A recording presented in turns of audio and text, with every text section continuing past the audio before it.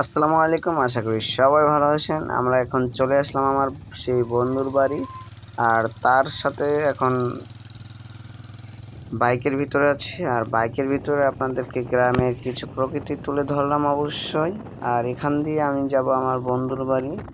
আর আর একজন বন্ধু আছে, সে ড্রাইভ করছে, আর এখানে আমিও আছি। আর আপনারা এখন উপভোগ করছেন বন্ধুর এলাকার গ্রামটা, দেখতে থাকুন।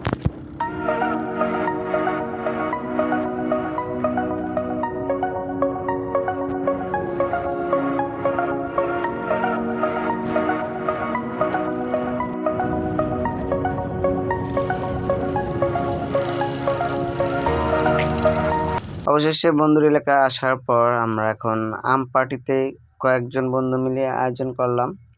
আর এখানে গ্রামের প্রকৃতি অনেকটা দারুণ, আমার কাছে অনেক ভালো লেগেছে। আর এখানে দক্ষিণে আবহাওয়া অনেকটা দারুণ, বাতাস উপভোগ করতে পেরে আমার অনেক আনন্দিত হয়েছি। আর এখানে দেখতে পাচ্ছেন কতটা সুন্দর পরিবেশ আর দক্ষিণা বাতাস। আর এখানে আমরা 3-4 জন মিলে পার্টি করছি।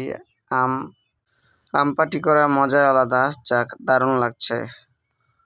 বন্ধুর এলাকায় আসলাম আর পার্কে যাব না, তাদের এখানে একটা দারুণ একটা পার্ক আছে, আর সেই পার্কের নাম আদনান প্লেস পার্ক। আর এখানে চলে আসলাম আমরা। আর দেখতে পাচ্ছেন, আর এখানে প্রবেশ টিকিট 50 টাকা, আর প্রত্যেকটা রাইডের জন্য দিতে হবে 50 টাকা। আর এখানে দেখতে পাচ্ছেন এটার সামনের অংশ। আর আমরা এখন কাপ রাইডসের ভিতরে আছি। আর এখানে অনেকগুলো রাইড আছে, আমরা আপনাদেরকে দেখাচ্ছি। আর এখানে বাচ্চাদের রাইডও 30 টাকা করে নিচ্ছে। আর এখানে আমরা দেখতে পাচ্ছি এখানে নৌকা রাইডস আছে, আর রাইডসের ভিতরে অনেকগুলোই আছে ভালো। আর এখানে ট্রেন রাইডসে দেখো 4টা টিকিট করতে আট আট। আমরা এখন কোথায় আছি? আদনান। হ্যাঁ, আমরা আছি এখন আদনান প্লেসে, ট্রেনের উদ্দেশ্যে। অবশেষে আমরা ট্রেনের টিকিট কেটে এখন আমরা ট্রেনে উঠলাম। আর ট্রেনে ওঠার মজাটা অন্যরকম হলেও আনন্দ। আর এখানে আমি আছে, আমার বন্ধু আছে, আর বন্ধুর ওয়াইফ এবং আমি, আমার মা।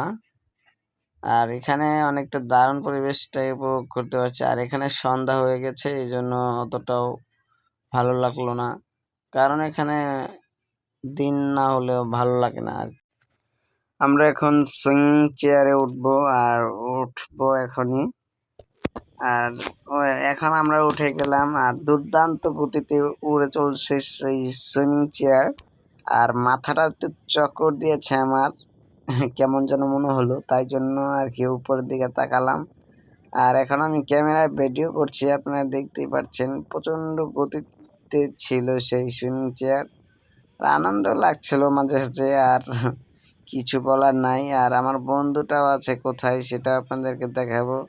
আর প্রচণ্ড মাথা ঘুরছিল আমার, আর কিছু বলার কিছু ছিল না, তাই জন্য খুবই স্পিডে চলছিল সেই সুইমিং চেয়ার।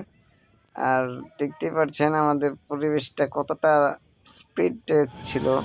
আর ওই যে সাদা শার্টটা আমার বন্ধু, সেও চিল্লানো দিচ্ছে নাইম নাইম বলে, আর আমিও আনন্দ উপভোগ করছিলাম।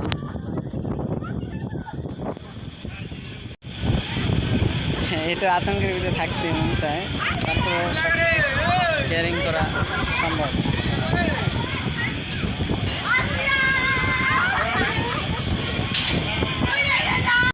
তো এখন রাতের ভিউটা কেমন দেখাচ্ছে সেই আদনান প্লেস পার্কের।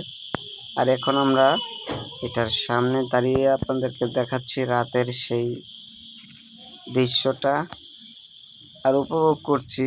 এখন আমরা চলে আসলাম বন্ধুর এলাকার সেই দিনের দিগন্ত সকালে। আর আমি এখন আসছি সেই বন্ধুর একটা সেলুনে, আর সেলুন থেকে ভিডিও করছিলাম আমার বন্ধুর এলাকাটা কেমন দৃশ্য।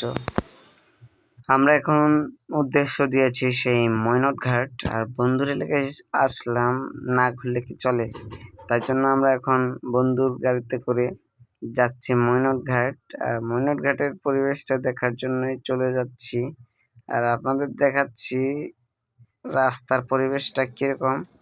আর তার এলাকার কিছু বিচ্ছিন্ন অঞ্চলগুলো আমি উপভোগ করছি আর আপনাদেরকে দেখাচ্ছি। আর এখানে পরিবেশটা মোটামুটি গ্রামের মতোই। আর তার এলাকা হলো দোহার নবাবগঞ্জ, আর আমরা এখন নবাবগঞ্জ ছাড়িয়ে দোহারের ভিতরে আছি। আর দোহারের সেই মৈনট ঘাটের ভিতরে আমরা প্রবেশ করব, অবশ্যই আপনাদেরকে তুলে ধরব।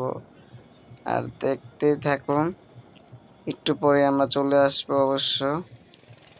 আর গাড়ির স্পিডটা দারুণ ছিল, তাই জন্য অনেক তাড়াতাড়ি আমরা রওনা দিয়েছিলাম লেট করে। আর গতবার এখানে আমরা জ্যামের ভিতরে ছিলাম, তাই জন্য আপনাদেরকে ভিডিও করে দেখাতে পারিনি। আর বিভিন্ন সমস্যার কারণে আমরা গতবার ভিডিও করতে পারিনি। এখন আমরা চলে আসলাম সেই মৈনট ঘাট। আর এখানে প্রচণ্ড বালি, কারণ এটা তো নদী, তাই জন্য আর কি পরিবেশটা অনেক ভালোই মনে হচ্ছে। আর এখন আমরা চলে আসলাম সেই মৈনট ঘাট।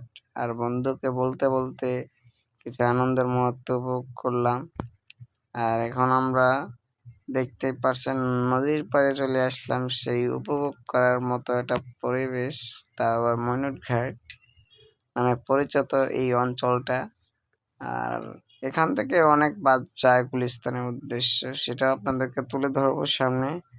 এখন আপনারা দেখতে পাচ্ছেন সেই পদ্মা নদীর উপভোগ অঞ্চল। এখানে একটা স্পিড বোট টানছে খুব গতিতে। আর স্পিড বোট তো জানেন আপনারা কতটা স্পিডে চলে তারা। আর পরিবেশটা অনেকটা দারুণ উপভোগ করতে পারছি, সেটাই আনন্দময় আমার। দারুণ অঞ্চলগুলো দেখতে পেরে অনেকটা খুশি হওয়ার মতোই। আর এখানে একটা রেস্টুরেন্ট আছে নদীর ভিতরেই, আর ওখানে দারুণ একটা উপভোগ করার মতোই পরিবেশ। আর ওখানে একটা দেখতে পারলাম ছোট লঞ্চ, মানে ওখান থেকে এখানে মানে নদী এপার ওপার করে আসছে সেই নৌকার মতো লঞ্চটি, ছোট লঞ্চটি। আমরা এখন যাব, কারণ এখন অনেক সন্ধ্যা এবং রাত হয়ে যাচ্ছে, তাই জন্য আমরা এখন উপরের দিকে যাচ্ছি। আর উপরের দিকে গিয়ে এখন একটা মিনি পার্কে যাব অবশ্য, বন্ধুদের সাথে আসলাম, তা কি হয় নাকি।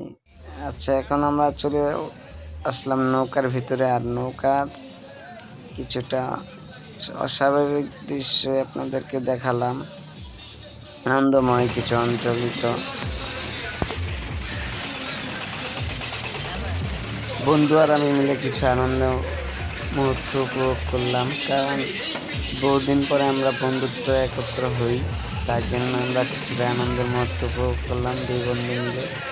আর সেই নৌকাতে আবারও দেখা হবে বন্ধু, সেই নৌকাতে আবারও এক সময়।